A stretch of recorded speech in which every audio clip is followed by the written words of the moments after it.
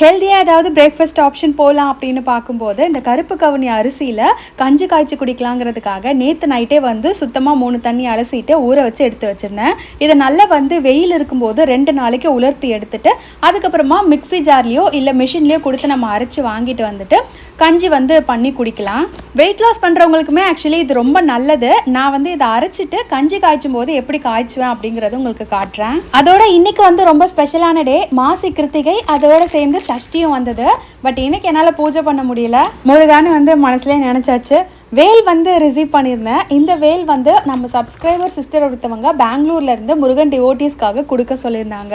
வேண்டுதல் இருக்குங்களா அப்படின்னு கேட்கும்போது அவர் ஆல்ரெடி கொடுத்ததுக்கே எனக்கு தேங்க்ஸ் சொல்லி பத்தாது, இதில் புதுசாக வேற எங்கே நான் வேண்டுதல் வைக்கிறது, இதை முருகன் டிவோட்டீஸ்க்கு கொடுக்கணும் அப்படின்னு ஆசை, நீங்கள் கொடுத்துருங்க அப்படின்னு சொன்னாங்க. அவங்களோட சன் வந்து இப்போ 12th எக்ஸாம் எழுதிட்டு இருக்காங்க. அண்ட் அவங்க ஃபேமிலியோடைய வெல்னஸ்க்காகவும் ப்ரே பண்ணிட்டு இந்த வேலை கோயிலில் கொண்டு போய் கொடுக்க போகிறேன். பாய்.